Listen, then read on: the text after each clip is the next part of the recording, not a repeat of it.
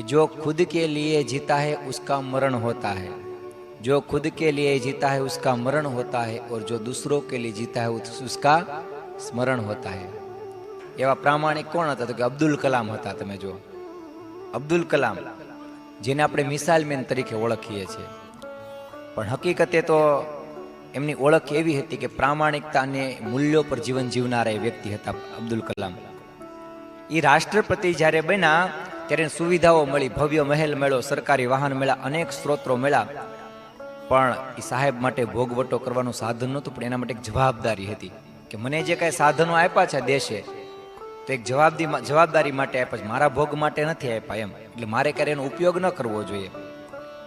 અને એક વખત એના પરિવારજનો એને મળવા માટે આવતા હતા। હવે જો સાહેબ ધારે તો એ સરકારી વિમાનનો ઉપયોગ કરી શકતા હતા, પણ સાહેબ એનો વિમાનનો ઉપયોગ ન કર્યો, અને કોકે એને કીધું કે ભાઈ તમારે આ સરકારી વિમાનનો ઉપયોગ કરવો જોઈએ। અને ત્યારે અબ્દુલ કલામ એવું બોલ્યા કે આ દેશના પૈસા છે ને દેશની જનતા માટે છે, મારા માટે નહીં। હા, મારા પરિવાર માટે તો મારા ખિસ્સામાંથી જ પૈસા આપીશ, હા, મારો જે પગાર હોય ને એમાંથી જ હું પૈસા આપીશ। અને સાહેબે એમાંથી એને પૈસા આપ્યા હતા। લ્યો, જાતે પદે ચીકવા હતા। લ્યો, રાષ્ટ્રપતિના પદ પર હોવા છતાં ક્યારે એમણે સરકારી સ્ત્રોતનો કે સરકારી કોઈ વસ્તુનો એવો ઉપયોગ પોતા માટે કર્યો નહોતો।